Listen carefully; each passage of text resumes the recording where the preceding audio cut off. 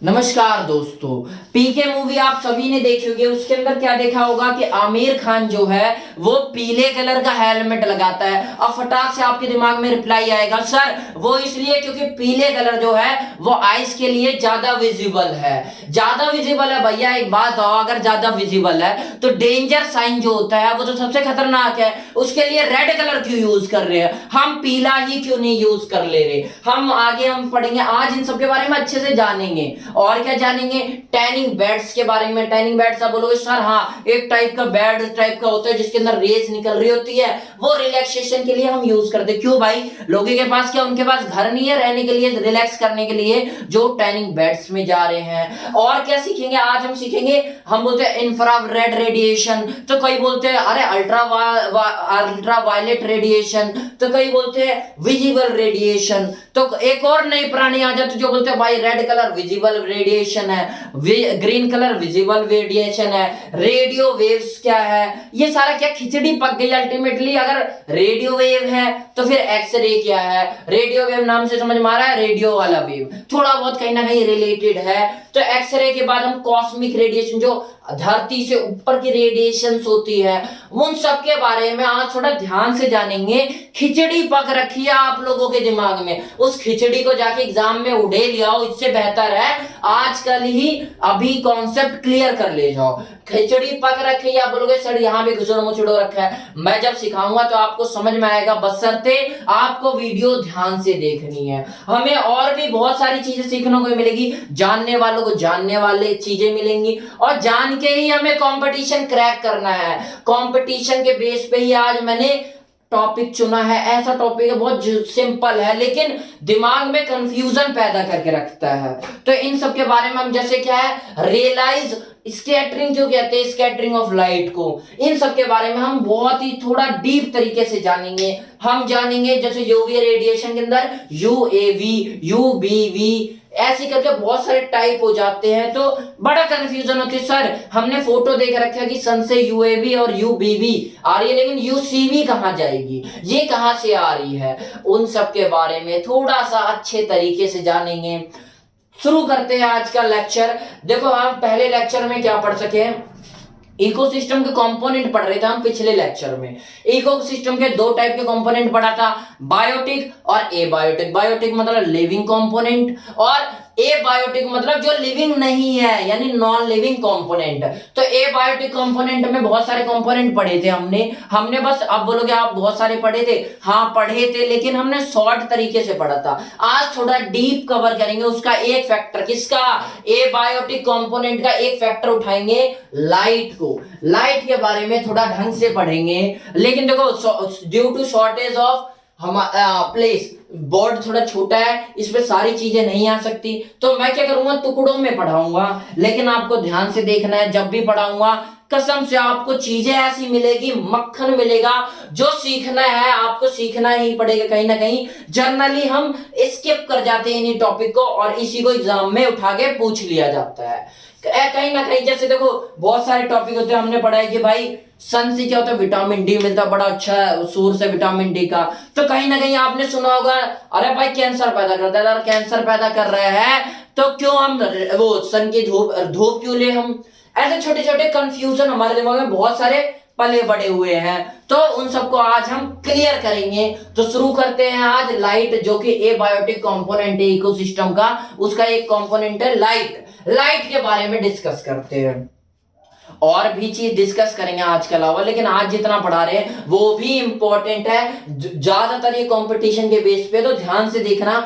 मैं कंपटीशन बोलते इसका मतलब ये मत समझ लेना कि जो जानने के लिए हमारी वीडियो को देख रहे हैं, जो कुछ नया सीखने के लिए देख रहे हैं, उन्हें सीखने को नहीं मिलेगा, उन्हें भी बहुत कुछ सीखने को मिलेगा। ठीक है, मैं हर बार की तरह कोशिश करूंगा कि सिंपल लैंग्वेज में आपको बताया जाए, ताकि आप भी आम व्यक्ति हो। ऐसे नहीं कि हर कोई साइंटिस्ट बन जाता आगे फटाफट सीख ले, सबका दिमाग क्या है, नीचे लेवल का, कईयों का ऊपर है। तो मैं कोशिश करूंगा नीचे लेवल से पढ़ाऊं कि जिसका लेवल का दिमाग का लेवल ऊपर है वो भी सीखे, कैच कर पाए, और जो छोटे लेवल के जिनका दिमाग इतना तगड़ा विकसित नहीं हुआ है वो भी सीख पाए। तो शुरू करते हैं आज।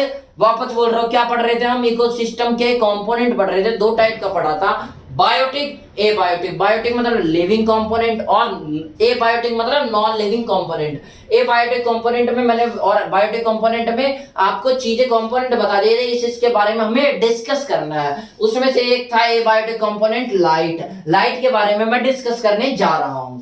चलो लाइट बोलूंगा तो देखो इकोसिस्टम की बात चल रही है, यानी यहां पर जनरली हम किसके बारे में पढ़ेंगे, सनलाइट के बारे में, यानी नेचुरल लाइट।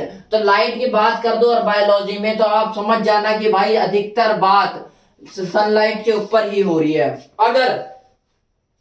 अगर आर्टिफिशियल लाइट के ऊपर बात होगी तो आपको बता दिया जाएगा कि आर्टिफिशियल लाइट के बारे में बात हो रही है, ठीक है। अब आप बोलोगे सर चलो पढ़ाना शुरू करते हैं। इससे पहले मैं इसके बारे में डीप पढ़ाऊं, मैं थोड़ा सा सनलाइट के बारे में अच्छे से पढ़ा देता हूं। देखो सनलाइट के पास हैज डिफरेंट रीजन।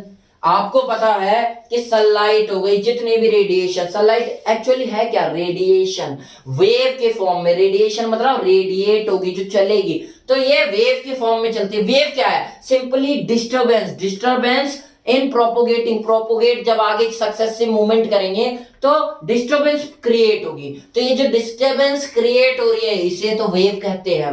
तो रेडिएशन जितनी भी होती है वो सारी क्या होती है, वेव होती है। तो वेव होती है तो तुम्हें पता है वेव होगी तो भाई अपना अपना, जैसे वेव क्या होती है, ये वाला ऐसे ऐसे चलेगी, जब ऐसे ऐसे चलेगी तो ये स्कैटर भी होगी, स्कैटर मतलब बिखरेगी भी। तो हमने इसके बारे में बेसिक क्लासेस में पढ़ लिया है, देख लेते हैज डिफरेंट रीजन। जब स्कैटर यानी बिखरेगी तो बहुत सारे रीजन होंगे, जैसे ग्रीन, रेड, ब्लू, ये सब सारे रीजन होंगे, आपको बेसिकली पता होगा। तो वही चीजें मैं सिखा रहा हूं, हैज डिफरेंट रीजन और ऑलरेडी स्टडीड, हम पहले पढ़ चुके हैं इसे। कहां पढ़ चुके हैं, याद करो, हमने 10th क्लास में भी पढ़ा था और कहीं ना कहीं 8th क्लास में भी कहीं ना कहीं हमने पढ़ा होगा रिफ्रैक्शन ऑफ सनलाइट, जिसमें क्या होता था, एक प्रिज्म होता था, प्रिज्म के अंदर क्या होती थी, सनलाइट को हम पास करते थे और जैसे ही सनलाइट पास होती थी तो डिफरेंट रीजन में स्कैटर हो जाती थी, यानी बिखर जाती थी, ठीक है। सीखते कितने रीजन में बिखरते, देखो 3-4 रीजन में बिखरती थी। कौन कौन सी, इंफ्रारेड, विजिबल और अल्ट्रावायलेट। इससे नीचे भी रेडिएशन में बिखरती थी, जैसे बहुत सारे रीजन होते हैं, मैंने आपको बाद में पढ़ा देंगे, इंफ्रारेड, विजिबल और अल्ट्रावायलेट, इन तीनों के बारे में मैं यहाँ पढ़ा दे रहा हूँ। इसके बाद जो इसके बाद की रेडिएशन आ जाती है, जो इससे पहले की आ जाती है, वो भी डिस्कस करूंगा। अभी बस ये 3 के बारे में सीखो कि इंफ्रारेड, विजिबल और अल्ट्रावायलेट, इनके बारे में कुछ कुछ हम इंफॉर्मेशन कलेक्ट करेंगे। तो जो इंफॉर्मेशन मैं बोलूं उसे आप एक शॉर्ट नोट बना के लिख लेना कहीं पर, बहुत ही इंपॉर्टेंट इंफॉर्मेशन होगी सारी, ठीक है। तो देखो सनलाइट रे प्रिज्म से तो अलग अलग में स्कैटर हो गई, स्कैटर हो गई तो वेवलेंथ क्या होती है, देखो वेवलेंथ क्या होती है, मैंने बताया आपको, वेव ऐसे ट्रेवल करती है, तो यहां से लेके यहां तक की जो लेंथ होगी इसी को वेवलेंथ कहते हैं और वेवलेंथ को हम लैम्डा से शो करते हैं, इसे लैम्डा बोलते हैं, इससे हम दिखा देते हैं अल्फा, बीटा, गामा, कुछ भी नाम रख सकते हो, लेकिन हमने जनरली एक स्टैंडर्डाइज करने के लिए नाम रख दिया लैम्डा। तो याद रखना वेवलेंथ को हम लैम्डा से दिखाते हैं। तो इंफ्रारेड की जो वेवलेंथ होगी वो सबसे ज्यादा होगी। अब बोलोगे सबसे ज्यादा मतलब, जनरली इनमें मैं बता रहा हूं, अब इससे भी ज्यादा होगी, इसकी ज्यादा क्या होगी, देखो इसके बाद माइक्रोवेव्स के पास इससे ज्यादा वेवलेंथ होगी।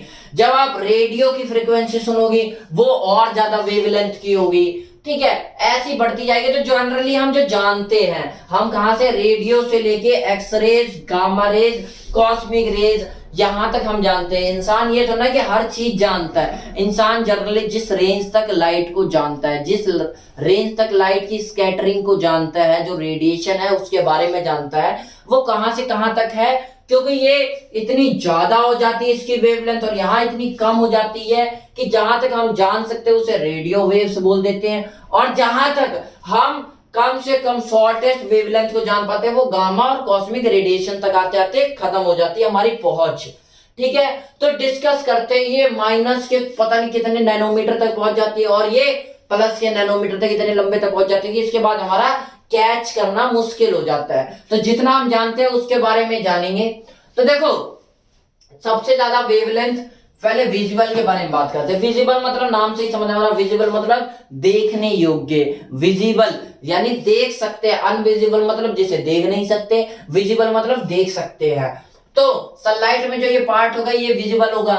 विजिबल में देखो सबसे ज्यादा, देखो याद रखना हमेशा जो वेवलेंथ होता है वो फ्रीक्वेंसी के उल्टा होता है। जहां पे लॉन्गेस्ट वेवलेंथ होगा वहां लोएस्ट फ्रीक्वेंसी होगी। ठीक है, तो फ्रीक्वेंसी क्या होती है भाई, एक बार में कितनी बार ये ट्रेवल कर रहा है, इसी को फ्रीक्वेंसी बोलते हैं। ठीक है, तो विजिबल जो सनलाइट आई, स्कैटर हुआ, स्कैटर होने पर रेड, ऑरेंज, ऐसे ऐसे बहुत सारे कलर भी मिलेंगे जो विजिबल हमें देखने लायक है।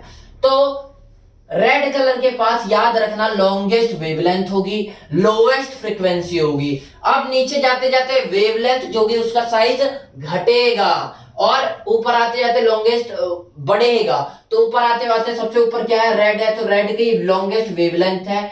वहीं सबसे नीचे वाला क्या है, वायलेट, विजिबल में पढ़ रहे हैं अभी हम। वायलेट कलर क्या है, सबसे शॉर्टेस्ट वेवलेंथ है। यहाँ पे लॉन्गेस्ट वेवलेंथ लंबा सबसे, और यहाँ पे सबसे वायलेट कलर कौन सा है, शॉर्टेस्ट वेवलेंथ। ये जनरल एग्जाम में पूछ लिया जाता है तो आपको पता होना चाहिए शॉर्टेस्ट वेवलेंथ किसकी है, वायलेट कलर की। वायलेट मतलब पर्पल कलर, और वहीं पे रेड कलर की वेवलेंथ क्या है, सबसे लॉन्गेस्ट वेवलेंथ है। इसका उल्टा कर दो, रेड कलर की सबसे लॉन्गेस्ट वेवलेंथ है, फ्रीक्वेंसी सबसे शॉर्टेस्ट है, और हाईएस्ट फ्रीक्वेंसी यानी लोएस्ट फ्रीक्वेंसी किसकी होगी, रेड कलर की। वही वायलेट कलर की शॉर्टेस्ट वेवलेंथ थी, अब हाईएस्ट फ्रीक्वेंसी होगी। फ्रीक्वेंसी क्या होगी, सबसे ज्यादा होगी, सबसे ज्यादा होगी। बोलिए सर इससे ज्यादा तो वायलेट कलर की होती है, मानते हैं भाई फ्रीक्वेंसी वायलेट कलर की, अल्ट्रा वायलेट जो रेडिएशन होती है उसकी ज्यादा होती है। लेकिन मैं अभी सिर्फ आपको विजिबल पर्सपेक्टिव यानी विजिबल दृष्टिकोण से बता रहा हूं। ये जो सनलाइट में विजिबल कलर वो है, रीजन है, इसमें कौन से क्या 30 मार्क है उसके बारे में बता रहा हूं, तो उसके बारे में सीखो। वायलेट के बाद सबसे शॉर्टेस्ट वेवलेंथ हाईएस्ट फ्रीक्वेंसी होगी, रेड के पास लॉन्गेस्ट वेवलेंथ लोएस्ट फ्रीक्वेंसी होगी। ठीक है, अच्छा उसके बाद येलो कलर, देखो मैंने बोला ना पीके मूवी आपने देखा होगा तो उसके अंदर देखा होगा वो येलो कलर लगा के चलता है। देखो हर चीज का कंफर्टेबल जोन होता है, तो हमारे अंदर भी फोटो रिसेप्टर सेल्स होती है जिसे हम रॉड्स बोलते हैं। वो कंफर्टेबल टू सी इजिली, आराम से देखने के लिए उनकी सबसे ज्यादा कंफर्टेबल रीजन कौन सा होता है, वो येलो कलर होता है, जो आईज को आराम से दिख जाए, कोई प्रॉब्लम ना हो। ठीक है, प्रॉब्लम ना होने का मतलब ये नहीं कि ये स्कैटर सबसे ज्यादा करेगी, ये बिखरेगी सबसे ज्यादा, ऐसा नहीं है ये कि सबसे ज्यादा यही बिखरेगी। ठीक है, इससे ज्यादा कौन सा, रेड बिखरना है, रेड का सबसे ज्यादा स्कैटर होगा। क्यों सबसे ज्यादा होगा, क्योंकि इसकी जो वेवलेंथ है वो सबसे लंबी है, सबसे ज्यादा लंबी मतलब सबसे ज्यादा स्कैटरिंग पावर, स्कैटरिंग ऊपर जाते वक्त बढ़ रही है कहने का मतलब। तो ये इजिली से आराम से देखा जा सकता है, जो फोटो रिसेप्टर रोड्स प्रेजेंट हमारी आईज में वो इजिली देख पाते हैं येलो कलर को। कोई ऐसा नहीं कि कंफर्टेबल, मोर कंफर्टेबल फील होता है इसे येलो कलर में, इसलिए पीके मूवी में वो पीले कलर का, यानी जर्नली बस जितने देखोगे और भी चीजें देखोगे, रेड लाइट देखोगे, वो जो आप देखते हो वहां पर लाइट जली हुई खंबे उम्बे वो ज्यादातर पीले कलर की होती है। तो पीले कलर की इसीलिए ही होती है क्योंकि ये comfortable to see easily by the eyes, eyes के द्वारा आराम से देख सकते हैं हम येलो कलर को, इसलिए हम येलो कलर का ज्यादातर यूज करते हैं। तो आपके मन में फिर सवाल आएगा, सर तो क्यों हम रेड कलर को यूज करते हैं। देखो येलो कलर इजीली देख सकते हैं लेकिन स्कैटर हो जाता है, दूर तक जाते जाते कहीं ना कहीं मोर स्कैटरिंग हो जाती है इसकी, और इसकी ये जो लॉन्गेस्ट वेवलेंथ है वो क्या होगी, कम स्कैटर होगी। नीचे जाते वक्त क्या होगा, स्कैटरिंग घटेगा, नहीं सही बोल रहा हूं मैं कि स्कैटरिंग क्या होगा, ऊपर जाते वक्त घटेगा, नीचे आते वक्त बढ़ेगा स्कैटर। इसलिए आप समझो, ध्यान से बात को समझ लेना, मेरे मुंह से गलत निकल गया था। मैंने क्या बोला, ऊपर जाते वक्त स्कैटर घटेगा यानी ये कम से कम होगा, और नीचे जाते वक्त स्कैटर बढ़ेगा, जब ये नीचे वाली जो पॉइंट होगा वो बढ़ेगा। तो एक बात, जब ज्यादा बढ़ जाएगा, आपको पता है रोशनी जब ज्यादा बढ़ जाएगी तो ये ज्यादा दिखाई देगी या ये वाली जो एक ही जगह पड़ रही है लेजर लाइट की तरह, तो बोलोगे सर ये ज्यादा दिखाई देगी। ठीक है, यानी ये ज्यादा अच्छे से दिखाई देगी, ये कंफर्टेबल है। कंफर्टेबल का मतलब ये नहीं सबसे ज्यादा दिखाई देगी, ये कंफर्टेबल है इसके लिए, लेकिन दिखाई स्कैटरिंग कम होती है। आप बताओ आप जैसे समझोगे घर में जो लाइट लगी है इससे आप ज्यादा कंफर्टेबल फील करते हो, या मैं लेजर लाइट आपको दिखाने लग जाऊं तो ज्यादा कंफर्टेबल फील करोगे। आप फटाक से बोलोगे सर लेजर लाइट से तो बढ़िया हमारी यही लाइट है, इसमें हम नॉर्मल फील कर लेते हैं। उसी तरह भाई येलो लाइट जो होती है वो इजिली कंफर्टेबल है, लेकिन रेड लाइट जो होती है उसकी स्कैटरिंग कम होती है तो ज्यादा अच्छे से विजिबल होती है। इसीलिए डेंजर साइन यानी ज्यादा खतरनाक जितने भी साइन होते हैं वो सारे आपने देखा होगा ट्रेन के पास जाता है रेड कलर में, जहां भी डेंजर बनाना होता है तो क्या करते हैं रेड कलर दिखा के ऐसे दिखा देते हैं कंकाल। ठीक है, तो रेड कलर इसीलिए दिखाते हैं, क्यों दिखाते हैं देखो यहाँ पे लिख भी रखा है मैंने, इंपॉर्टेंट देख लो ध्यान से, येलो और रेड में क्या फर्क है यार। तो एक क्वेश्चन बार बार उठता है, क्या क्वेश्चन उठता है, eyes more sensitive to yellow colour. मैंने बताया आईज क्या है, ज्यादा सेंसिटिव है येलो कलर की तरफ। Then why are then danger signal are red, red colour के क्यों होते डेंजर सिग्नल, तो इसका आंसर क्या है, क्योंकि the scattering of red light is much less than the yellow light. Red light की जो स्कैटरिंग पावर होती है वो कम होती है, एक ही जगह फोकस होगा तो ज्यादा दिखाई देता है देन येलो लाइट। हमने ये कैसे बताया, एक लॉ है जिसे किसने दिया था, रॉड रेलेज, रॉड ये क्या नाम था, लॉर्ड रेलेज, ये ब्रिटिश साइंटिस्ट था, देखो लिखा हुआ है नीचे मैंने, ब्रिटिश साइंटिस्ट था रॉड रेलेज। इसने क्या स्कैटरिंग ऑफ सनलाइट के बारे में बताया था ज्यादा अच्छे से प्रीडोमिनेंटली, तो इसीलिए स्कैटरिंग ऑफ लाइट का हम दूसरा नाम भी दे देते हैं रेलेज स्कैटरिंग। आप पूछा जाता है सवाल रेलेज स्कैटरिंग क्यों कहते हैं स्कैटरिंग ऑफ लाइट को, क्योंकि इसको किसने बताया था, लॉर्ड रेलेज। इसको इंपॉर्टेंस है कि इसके नाम के ऊपर होता है ना कि नाम के ऊपर की बाई दे दो कि हाँ बंदे ने कुछ किया था तो इसकी पहचान बनी रहे आगे तक, तो इसलिए स्कैटरिंग ऑफ लाइट को रेलेज स्कैटरिंग भी बोल देते हैं। इसने क्या बताया था, स्कैटरिंग ऑफ लाइट, SOL का मतलब है scattering of light inversely proportional है लैम्डा की 4 पावर। मतलब समझो क्या है, लैम्डा जितना ज्यादा होगा, लैम्डा जितना ज्यादा होगा स्कैटरिंग पावर उतनी कम होगी, इनवर्सली। डायरेक्टली प्रोपोर्शनल होता तो मतलब क्या था, डायरेक्टली प्रोपोर्शनल मतलब मैंने बोला ए इसके डायरेक्टली प्रोपोर्शनल है, ऊपर ऊपर है, तो कहने का मतलब क्या है, मैंने देखो समझो क्या बोलना चाह रहा हूं मैं, जैसे मैंने बोला ए डायरेक्टली प्रोपोर्शनल टू बी, मतलब क्या है ए बढ़ेगा तो बी भी बढ़ेगा, लेकिन मैं इनवर्सली प्रोपोर्शनल का मतलब क्या, कैसे लिखते हैं हम इनवर्सली प्रोपोर्शनल, बट्टे में चला गया। अब इसका मतलब कोई पूछ लेगा, मतलब ए बढ़ेगा तो बी घटेगा, बी बढ़ेगा तो ए घटेगा, समझ रहे इनवर्सली प्रोपोर्शनल का मतलब।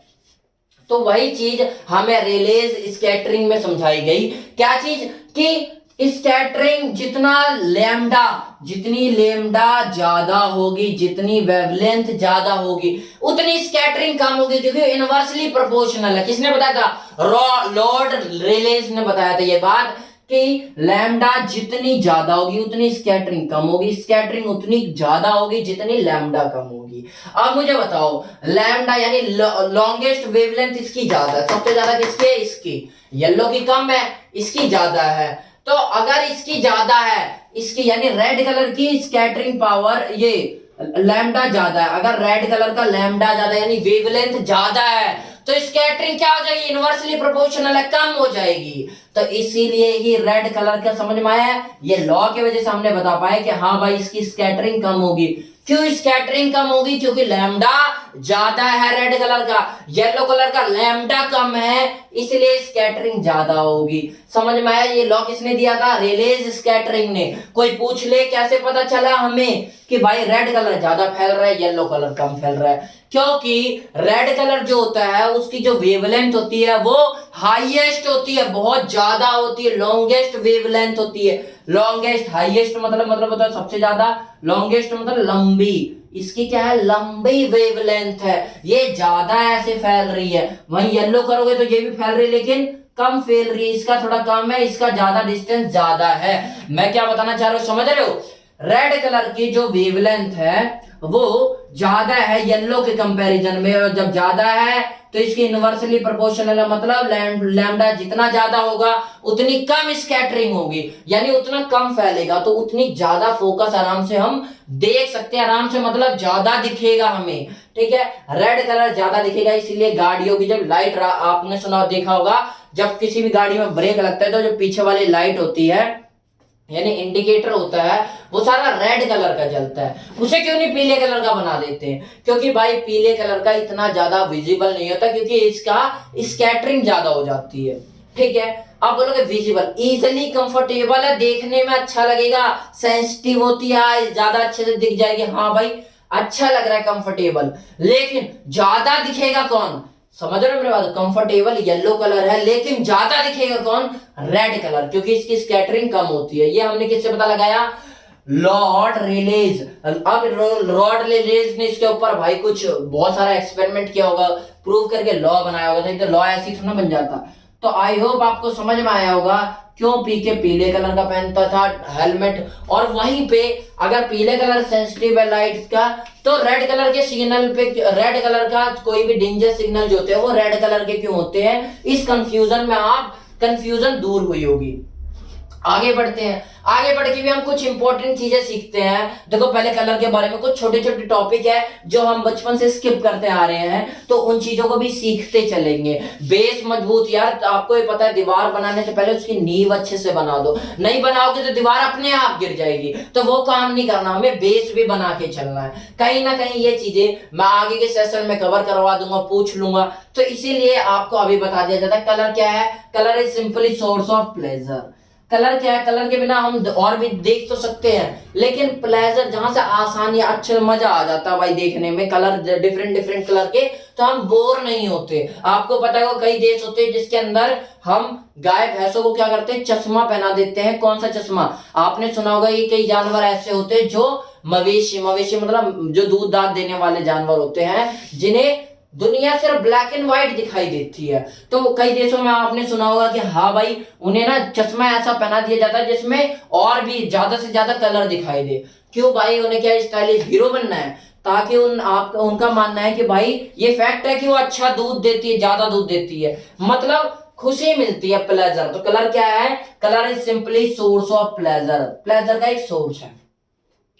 प्राइमरी कलर क्या होता है? Secondary colour. देखो जहां भी आपको प्राइमरी, सेकेंडरी, टर्सरी, क्वार्टनरी मिल जाए, वहां आपको समझ आना प्राइमरी का मतलब बेसिक, यानी इससे मिलके चीजें बनी होगी, इससे ये मिलके किसी से नहीं बना होगा, इससे मिलकर बनी होंगी चीजें।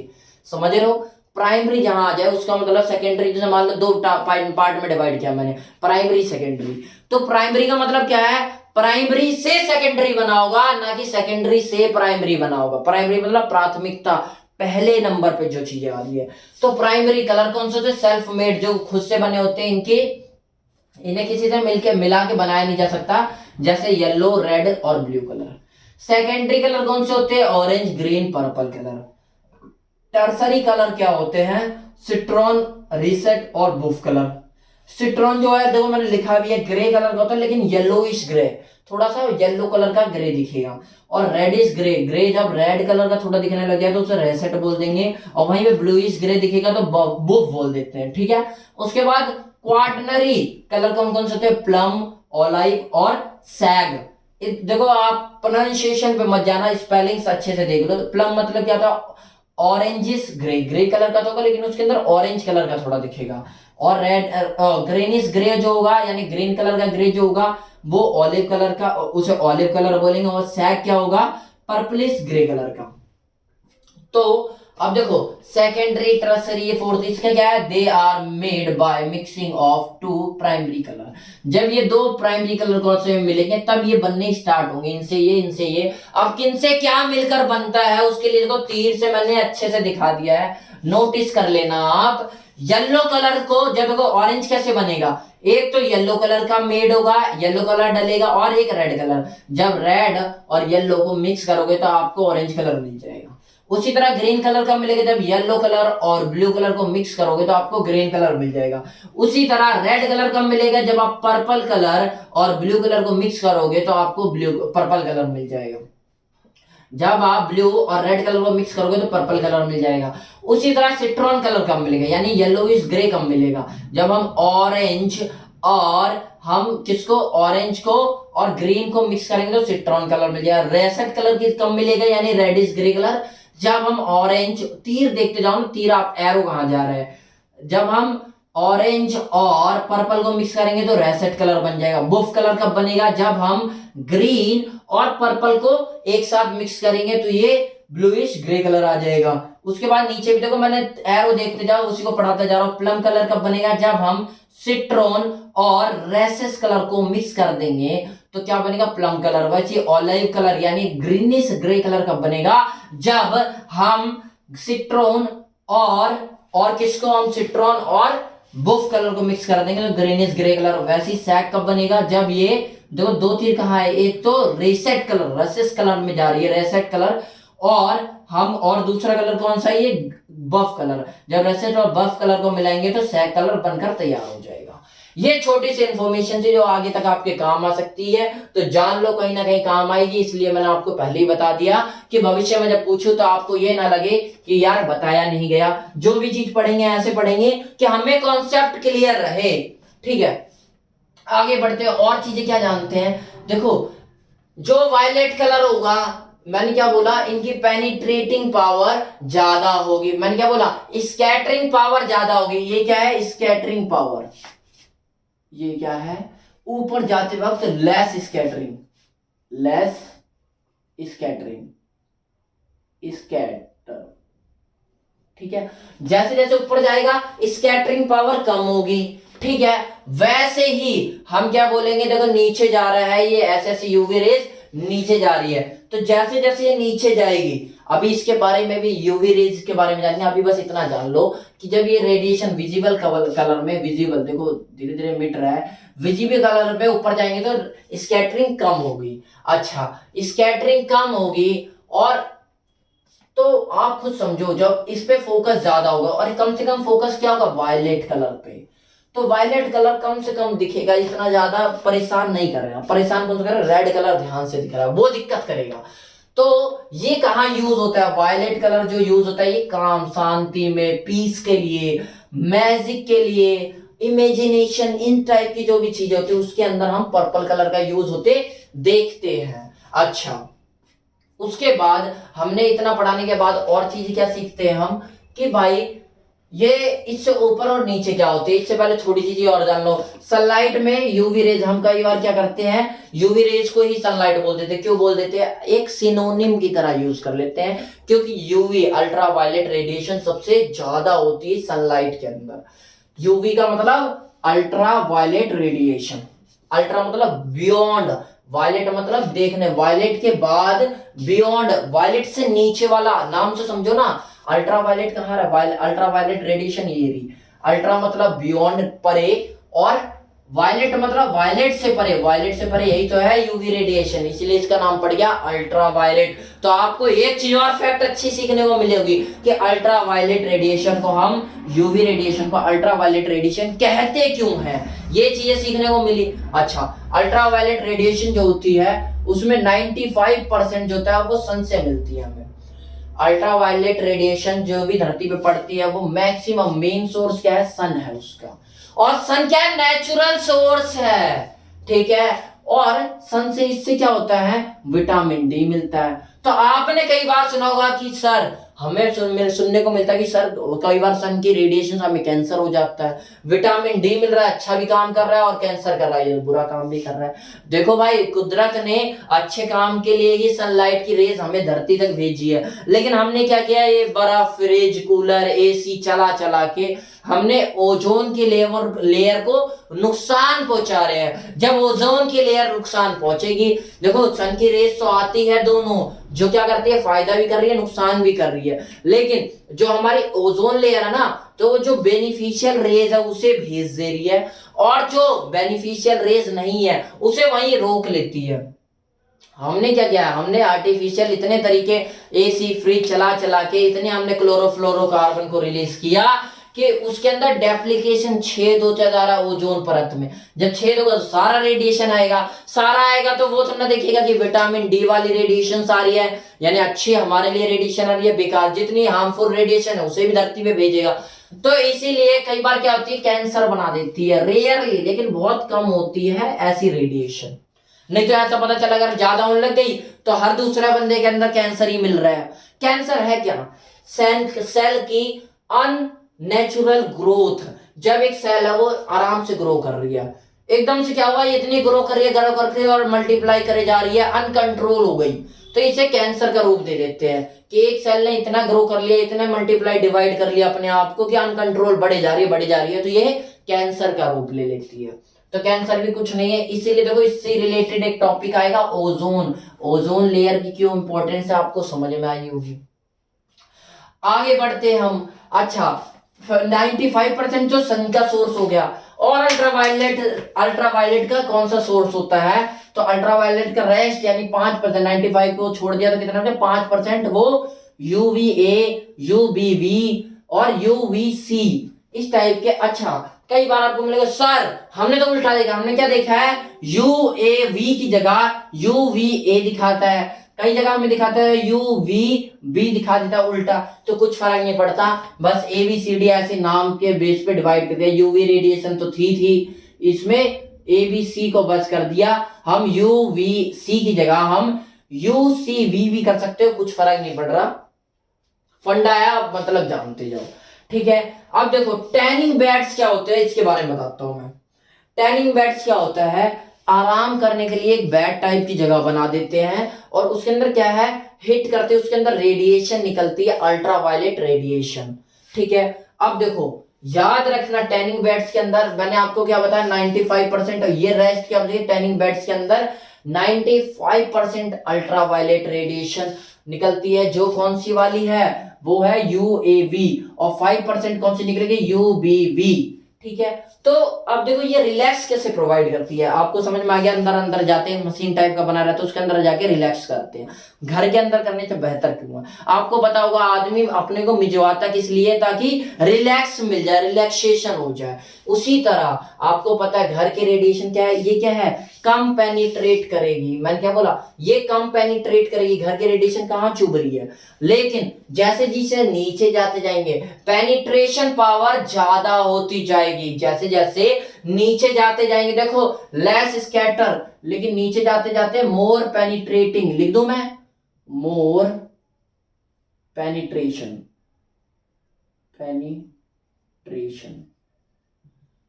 सर पेनिट्रेशन का मतलब क्या होता है, पेनिट्रेशन होता है छेद करने का, हिट करने की, तो रेड जो कलर है वो कम हिट करता है, कम होता है, लेकिन येलो कलर ज्यादा हिट करता है, वो ज्यादा सेंसिबल है।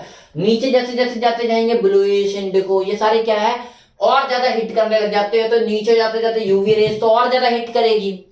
अब इतना हिट नहीं कर देगी कि हाँ भाई किसी सेल को ट्रिगर कर दे, इससे ज्यादा भी होती है वेवलेंथ की, मैं भी पढ़ाऊंगा, वो अगर हम उसके अंदर बैठ जाते बार बार, वो ज्यादा ट्रिगर कर देते, तो वहां से हमें कैंसर होने का खतरा ज्यादा होता है, ये इतना खतरा नहीं पैदा करती है। तो देखो तो क्या होगा, ये स्कैटरिंग पावर ज्यादा होगी, तो इसमें क्या होता है 95% तो यूएवी होता है, और बीवी तक का है 5% है, ये दो यूबीवी ये खतरनाक भी है, लेकिन इसीलिए बोलते हैं कि भाई टैनिंग बेड्स में मत बैठो, रिलैक्सेशन के चक्कर में कभी और उल्टा सीधा काम हो जाएगा, यार क्यों फंदा ले रहे हो। लेकिन भाई अमीर लोगों के चोचले, वो तो चाहते हैं भाई हम एक अलग ही स्टाइल खोजेंगे, हम नया तरीके से आराम करने की देखेंगे, तो टैनिंग बेड्स मंगवा के उसी के अंदर सोने होने लग जाते हैं। होते हैं भाई अलग अलग किस्म के प्राणी, ये 5% है, ये लॉस कर जाता है। कैसे मैं अभी आपको समझाऊंगा। पहले देखो क्या होता है, जब नीचे जा रही तो पेनिट्रेटिंग पावर ज्यादा होगी। देखो हमारे स्किन होती है वो 3 टाइप की होती है, 3 क्या 4 टाइप की लेयर होती है उस पे। एक तो होता है स्ट्रेटम कॉर्नियम, पहली जो सबसे ऊपर की लेयर होती है, जैसा हम गंध बोल देते हैं। फिर आती है एपिडर्मिस, उसके नीचे वाली लेयर होती है एपी मतलब ऊपर, डर्मिस के ऊपर, यानी ऊपर वाली लेयर को क्या बोलते हैं एपिडर्मिस। नीचे वाली कौन सी होगी, डर्मिस होगी। उसके नीचे हमारा जो फैट होता है जिसे क्या बोलते हैं, सबक्यूटेलेजिनस फैट बोलते हैं, ठीक है। हमारी स्किन की लेयर कैसे की, सबसे ऊपर वाली लेयर कौन सी होगी, स्ट्रेटम कॉर्नियम, उसके नीचे वाली लेयर एपिडर्मिस, उससे नीचे वाली लेयर कौन सी होगी, डर्मिस, और डर्मिस के नीचे वाली कौन सी होगी, सबक्यूटिलेजिनस फैट, वो क्या होगी सबसे नीचे वाली लेयर।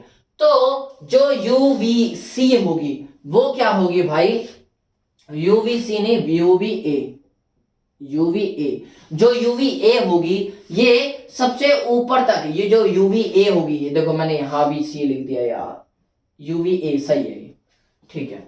अब देखो यूवीए जो होगी, यूवीए होगी, ये क्या होगी, सबसे कम ऊपर तक ही हिट करेगी, ठीक है। यानी सबसे ऊपर अगर हम अल्ट्रावायलेट रेडिएशन भी देखें तो 3 टाइप की होती है। कौन कौन सी टाइप की होती है, देखो मैंने लिख रखा है। एक होती है यूवीए, यूवीबी और यूवीसी। सीख लो जहां से भी सिखा रहा हूं मैं, आप धीरे धीरे आप सब पढ़ोगे तो आपको सारी चीजें समझ में आएगी। ये 3 टाइप की होती है, यूवीए, यूवीबी, यूवीसी। और देखो नैनोमीटर में वेवलेंथ कितनी होगी, इसकी सबसे यूवीए की सबसे ज्यादा होगी, इसीलिए तो ए बोला नंबर 1 पे। 315 से 400 नैनोमीटर की। इससे कम की थोड़ा कौन सी होगी, यूवीबी जो 280 से 315, और 315 वाली यानी 100 से लेके 280 तक। मैंने क्या बोला, 280 से 315 तक, यानी 280 सबसे कम आ गई। अब 280 से 100 तक, 280 से 100 तक नैनोमीटर की जो होगी अल्ट्रावायलेट रेडिएशन, उसे हम क्या नाम दे देंगे, उसको हम यूवीसी नाम दे देंगे। मैंने क्या बोला, सबसे कम वेवलेंथ, सबसे कम वेवलेंथ यानी मोर पेनिट्रेशन, ज्यादा पेनिट्रेशन। तो सबसे ज्यादा कौन सी घुसेगी, सबसे कम वेवलेंथ किसकी, इसकी। तो यही सबसे ज्यादा नुकसान करेगी। सबसे कम वेवलेंथ है, यानी देखो ऐसे होगी, जब एक ऐसे जा रही है, एक क्या है ऐसे जा रही है, तो बताओ कौन सी ज्यादा नुकसान पहुंचाएगी। ये जाएगी तो थोड़ा आराम से हिट करेगी, लेकिन ये जाएगी तो फटाफट जा रही है तो ये ज्यादा हिट करेगी, समझ रहे हो। तो नुकसान कौन सी पहुंचाएगी, जिसके पास कम वेवलेंथ है। तो फ्रीक्वेंसी अपने आप ज्यादा हो जाएगी। जब फ्रीक्वेंसी मतलब 1 मिनट में कितनी बार गई, और जब ये जितनी ज्यादा बार जाएगी उतना नुकसान पहुंचाएगी। तो यूवीसी सबसे ज्यादा नुकसान पहुंचाती है, यूवीबी उसके बाद कम नुकसान, और उससे कम क्या, यूवीए जो है वो कम नुकसान मतलब पहुंचाती ही है। तो क्या करते हैं, 95% तो ए वाला दिख जाता है, यानी कम नुकसान पहुंचाने वाला, लेकिन थोड़ा बहुत नुकसान वो ही पहुंचाता है, लेकिन ना के बराबर, मतलब पहुंचाता ही नहीं है। उसके बाद जो पहुंचाने वाला नुकसान है वो यूवीबी है। इसीलिए हम बोलते हैं, कोई बार पूछ लेते हैं कि टैनिंग बेड्स, कई बार लोग डॉक्टर की एडवाइस होती है कि मत यूज किया करो, वो क्यों, क्योंकि 5% इसके अंदर यूवीबी रेडिएशन निकलती है जो कि हार्मफुल होती है, जो कि कहां पेनिट्रेट करती है, ये डर्मिस को पेनिट्रेट कर देती है। डर्मिस के ऊपर वाले लेयर को पेनिट्रेट करती है तब तो चलेगा, लेकिन ये डर्मिस को पेनिट्रेट कर देती है। ये ज्यादातर हम सब क्यूटिनिजिनस फैट को नहीं करती, तो ये इतनी नुकसानदायक नहीं होती, इसीलिए इससे कैंसर तो नहीं होता, लेकिन बहुत सारी बीमारियां हो जाती है। तो क्यों यूज करना। देखो यूवीए जो है ये स्ट्रेटम कॉर्नियम तक जाती है, और यूवीबी कहाँ है, एपिडर्मिस तक जाती है। अब इसका मतलब ये नहीं है इन्हें पता है भाई जाती है, थोड़ा बहुत कहीं ना कहीं डर्मिस को भी हिट कर जाती है यहां तक, लेकिन ज्यादा डर्मिस तक नहीं जाती, ठीक है। मैंने इसलिए ही बताया, देखो उसे थोड़ा ना पता है कि भाई यहाँ तक इसके लेयर है, वो तो जहां तक जाना पॉसिबल हो वहां तक जाएगी, तो इसीलिए मैं थोड़ा एग्जैक्ट फिगर नहीं है कि यूवीए यहीं तक करेगी, थोड़ा ऊपर भी थोड़ा नीचे तक हिट कर सकती है। एपिडर्मिस डर्मिस तक हिट कर सकती है, लेकिन डर्मिस के ऊपर वाली लेयर को ही, बिल्कुल ऊपर वाले पोर्शन को ही टच करेगी, नीचे तक नहीं जाएगी। लेकिन यूवीसी जो रेडिएशन है वो नीचे तक को, डर्मिस तक को टच कर जाती है। तो यूवीए जितना ये कौन सा है, कोई नहीं होगी, लेकिन एपिडर्मिस को टच कर जा रही है यूवीबी, इसलिए ही बोला जाता है कि टैनिंग बेड्स का यूज मत करो। लेकिन देखो अब लोग टच कर जाना सर, फिर क्या मजा है, आप खुद समझो ना। ये दबा किस लिए रहता कि आराम मिलेगा। तो एक ये वाली रेस जो हमारी लाइट जल रही है, ये तो नॉर्मल हिट कर रही है, लेकिन वहीं पे इसकी इन नॉर्मल हिट करने की जगह जो हम येलोइश या जो भी व्हाइट कलर ले रहे हैं, ये तो कम हिट कर रही है, लेकिन अल्ट्रावायलेट आते आते पेनिट्रेटिंग पावर ज्यादा हो रही है, ज्यादा हिट कर रही है। और जब ज्यादा हिट कर रही है, एक तरीके से मसाज टाइप का ही तो लग रहा है, मीजनाई टाइप का तो लग रहा है, हिट करेगी। तो ऐसे ऐसे समझो आप बात को। स्किन को हमें इतना पता नहीं लगेगा, लेकिन स्किन थोड़ा सा हिट होती रहेगी, बहुत सारे रेडिएशन से हिट होगी, तो अल्टीमेटली इससे रिलैक्स मिलेगा हमारी मसल्स को। इसलिए tanning beds for relaxation, for relax हम यूज करते हैं। आपको समझ में आया होगा आई होप कि टैनिंग बेड्स का यूज कहाँ होता है। उसके बाद मैंने आपको बता दिया, अब थोड़ा सा और डीप जाते हैं। मैंने पढ़ा दिया इंफ्रारेड रेडिएशन ऊपर वाली, जो सबसे और जिसकी लैम्डा कम होती जाएगी वो अल्ट्रावायलेट रेडिएशन, बीच वाली लैम्डा क्या होगी, यहां कम होती जाएगी, इसकी सबसे ज्यादा होगी। विजिबल को हम रेफरेंस, पॉइंट ऑफ रेफरेंस लेके बात करते हैं, तो विजिबल को पॉइंट ऑफ रेफरेंस लेके बात करते हैं, तो इसकी जो लैम्डा होगी ये कम होगी, एक्सरे की लैम्डा और कम होगी, और जहां लैम्डा कम हो रही है स्कैटरिंग उतनी ज्यादा होगी। स्कैटरिंग जहां लैम्डा कम हो रही है वहां स्कैटरिंग ज्यादा हो रही है। ऊपर जा रहे तो देखो स्कैटरिंग कम हो रही है, नीचे जा रहे तो स्कैटर ज्यादा हो रही है। ज्यादा स्कैटर मतलब ज्यादा हिट करेगी, यानी मोर पेनिट्रेटर। तो इसीलिए एक्सरे हम बोलते नहीं, देखो कहीं पे कुछ बात हो जाती है तो हम बोलते हैं एक्सरे करवा के लाओ, क्योंकि इसकी पेनिट्रेटिंग पावर ज्यादा होगी, ये हड्डियों तक को पहुंचा सकता है, पेनिट्रेट करता है यानी हड्डियों तक को विजिबल देख सकता है। ठीक है, इसीलिए हम एक्सरे का यूज करते हैं। उसके बाद हम बोलते हैं गामा रेज बहुत खतरनाक होती है, ये और ज्यादा हिट कर जाती है। और कॉस्मिक रेडिएशन जो ऊपर आसमान में होता है, क्यों हम एरोनॉट जो भी वो एस्ट्रोनॉट होते हैं वो सारे क्यों सूट साट पहन के जाते हैं, क्योंकि वहां की जो रेडिएशन होती है वो बहुत खतरनाक होती है। Gamma cosmic radiation, gamma radiation उस टाइप की रेडिएशन होती है। तो ये सारी ज्यादा हिट करेगी, ज्यादा पेनिट्रेट करेगी, बंदा मर जाएगा एस्ट्रोनॉट। इसलिए एस्ट्रोनॉट बढ़िया सूट साट पहन के जा रहा होता है ताकि इन रेडिएशन से बचा रहे। समझ में आया होगा। तो अगर हम विजिबल पॉइंट ऑफ व्यू लिया जाए, पॉइंट ऑफ रेफरेंस अगर विजिबल रेज को लिया जाए, तो हम एक बार देख लेते हैं। इससे ज्यादा क्या इंफ्रारेड होती है, जिसकी वेवलेंथ जो होगी वो और ज्यादा होगी विजिबल के कंपैरिजन में। विजिबल में सबसे ज्यादा वेवलेंथ किसकी होगी, तो रेड की। सबसे कम किसकी होगी, वायलेट कलर। वायलेट मतलब पर्पल कलर। अच्छा, इससे ज्यादा सबसे ज्यादा तो विजिबल में रेड कलर है, लेकिन अनविजिबल यानी विजिबल मतलब दिख रहा है, इससे नीचे वाली जो रेडिएशन होगी उससे ऊपर वाली जो रेडिएशन होगी वो हमें नहीं दिखाई देगी। ठीक है, तो इंफ्रारेड रेडिएशन जो होती है वो नहीं दिखाई जाती है। आपको पता होगा जैसे हीट ट्रांसमिट होती है, जो हीट होती है ट्रांसमिट हो रही होती है फ्रॉम सन, आग से जो हीट ट्रांसमिट हो रही, रेडिएटर जितने भी होते हैं उन सब से जो हीट ट्रांसमिट होती है उसे हम फील कर सकते हैं लेकिन देख नहीं सकते, इनविजिबल है ये। तो ये कौन सी थे, इंफ्रारेड। आपको पता होगा इंफ्रारेड जो बेड चमगादड़ होते हैं वो भी इंफ्रारेड रेडिएशन। जो आपने सुना होगा धरती जहाज वहाज होते जो क्या बोलते हैं पनडुब्बियां होती है, वो सारी क्या यूज करती है, वो सारी भी इंफ्रारेड रेडिएशंस का यूज करती है। ठीक है, उसके बाद भाई माइक्रोवेव्स आते हैं। माइक्रोवेव्स का यूज बता दे रहा हूँ, यूज क्यों बता रहा हूं मैं, आपको कंफर्म रहे कि हाँ हाँ इस काम में ये चीजें आती है। माइक्रोवेव्स का कहाँ यूज होता है, रडार में, कुकिंग में, टेलीफोन कम्युनिकेशन जितने भी होते हैं उन सब में, और अदर सिग्नल भेजने के लिए माइक्रोवेव्स और इंफ्रारेड का यूज होता है। इसलिए माइक्रोवेव्स का भी आपको यूज समझ में आया होगा। उसके बाद रेडियो वेव्स। रेडियो वेव्स से सर, रेडियो वेव्स मतलब रेडियो वाली वेव, सही बोल रहे हो, जो ब्रॉडकास्टिंग के लिए टेलीविजन में इन सब में जो यूज होती है उसे क्या बोलते हैं हम, रेडियो वेव्स। इन सब में क्या होगा, लैम्डा उतना ही ज्यादा होगा, और जितना लैम्डा ज्यादा होगा, जितना लैम्डा ज्यादा होगा उतना कम ये डिस्टेंस एक हो रहा है जो ऐसे ऐसे चल रहा है, तो ये ज्यादा फ्रीक्वेंसी है या ये वाली, इसकी फ्रीक्वेंसी कम और इसकी ज्यादा होगी छोटे वाले की। तो जितनी लैम्डा ज्यादा उतनी फ्रीक्वेंसी कम। तो भाई इनकी लैम्डा उतनी ही ज्यादा, रेडियो वेव्स की लैम्डा सबसे ज्यादा होती है। ठीक है, क्वेश्चन हमेशा ज्यादा इंफ्रारेड और यूवी रेड और विजिबल रेड से ही पूछा जाता है, इसके बारे में मैंने इसलिए थोड़ा डीप में बता दिया। उसके बाद एक्सरेज बता दिया, गामा रेज बता दिया। गामा रेज कहाँ काम आती है, एक्सरेज कहाँ काम आती है, use to view inside of body, body के अंदर देखने के लिए और ऑब्जेक्ट के अंदर देखने के लिए हमें एक्सरे काम आ जाती है। गामा रेज कहाँ काम आती है, used in machine for killing cancer cells. हम क्या करते हैं, कई बार कैंसर हो जाता है तो आपको पता होगा लेजर लाइट, इन टाइप की लाइटों का प्रयोग किया जाता है। वो किस लिए, जाके ताकि उन सेल्स को जाके मार दे।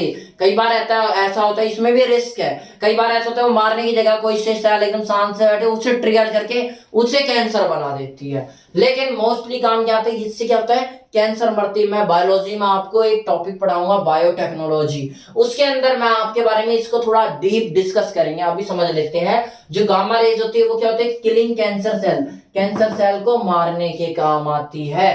ठीक है, अच्छा उसके बाद कॉस्मिक रेडिएशन आ जाती है। यूवी रेज कहाँ, एब्जॉर्ब बाय स्किन, स्किन में एब्जॉर्ब होने वाली हो जाती है। यूज इन फ्लोरेंट ट्यूब, यानी जो हमारी घरेलू ट्यूबलाइट होती है, डोमेस्टिक ट्यूबलाइट होती है, इसके अंदर यूज होता है यूवी रेडिएशन या अल्ट्रावायलेट रेडिएशंस का यूज होता है। तो आई होप आपको चीजें समझ में आई होगी। देखो कई चीजें होगी मैंने जल्दी बता दिया होगा, तो आप पॉज करके दोबारा देख सकते हो, लेकिन फैक्ट की चीजें या जो भी चीजें है जरूर ध्यान से पढ़ना, बहुत काम आएगी। आप बोलोगे सर इसमें तो आपने बायोलॉजी को अभी लाया ही नहीं। देखो मैं आपको बेसिक चीजें कवर करवाने वाला था, जहां पे हमारी खिचड़ी पकी हुई है। अभी ए बायोटिक मेरे को पता है, ए बायोटिक कंपोनेंट ऑफ बायोलॉजी हम पढ़ रहे हैं, इकोसिस्टम के ए बायोटिक कंपोनेंट, जिसके अंदर हम लाइट को कवर कर रहे हैं। हमने लाइट के बारे में थोड़ा अच्छे से जान लिया, अब लाइट के बारे में हम कवर करेंगे इकोसिस्टम के पॉइंट ऑफ व्यू से। अगली टॉपिक में, अगले लेक्चर में हम लाइट यानी सनलाइट के बारे में, इकोसिस्टम से कैसे रिलेट कर रही है। हम पार नाम का एक होगा, PAR हम पढ़ेंगे, वो क्या है, उन सब के बारे में थोड़ा सा डिस्कस करेंगे। आज के लिए इतना बहुत है। आई होप आपको चीजें समझ में आई होगी। देखना बहुत सारे फैक्ट है, लेकिन फैक्ट को मैंने कोशिश किया है हर एक का लॉजिक बताऊं। फैक्ट तो दुनिया बताती चलती है, ऐसा होता है ऐसा होता है, लेकिन क्यों होता है उन चीजों को समझना है हमें। हम पढ़ने आए हैं, जानने आए, सीखने आए हैं। यहाँ पर सीख के ही कंपटीशन क्रैक होता है। अगर आप सोचोगे रट्टू तोता बन जाओ, रटा हुआ कहीं ना कहीं खिचड़ी बन के भूल भाल जाते हो। क्यों खिचड़ी बन जाती है? खिचड़ी क्यों? रटा हुआ आपने एक चीज रट ली, दो चीज रट ली, लेकिन दिल से फ्रॉम हार्ट नहीं समझा। जब दिल से नहीं समझा होगा, आपने समझा ही नहीं, रट लिया, तो एक दो चीजें तो बैलेंस हो जाता है हमारा दिमाग। लेकिन ये तो ना खिचड़ी दान है, वो भी आ गया, इतना सारा भर दोगे आप और रट्टा रट्टा रट्टा समझोगे नहीं, तो ये भी क्या होगा, एक अलमीरा में क्या होगा, जैसे कपड़े को मिक्स कर दोगे सारा, तो आप ढूंढोगे तो मिलेगा, प्रॉब्लम होगी। वही हमने समझने का मतलब क्या है, अलमीरा में सेट कर दिया, ब्लेजर एक साइड डाल दिया, जींस एक साइड डाल दी, लोअर एक साइड डाल दिया। तो जब हमें लोअर की जरूरत होगी लोअर निकाल लेंगे, जींस की जरूरत होगी जींस निकाल लेंगे, ब्लेजर की जरूरत होगी ब्लेजर निकाल लेंगे। यानी सिस्टमैटिक वे से हमने समझा। तो कोशिश की है मैंने फैक्ट विद लॉजिक, लॉजिक के साथ फैक्ट को बताने की कोशिश की है। अगले लेक्चर में हम लाइट के बारे में ही पढ़ेंगे, लेकिन हम लाइट को इकोसिस्टम के पॉइंट ऑफ व्यू से जानने की कोशिश करेंगे। आज के लिए इतना बहुत है। नमस्कार।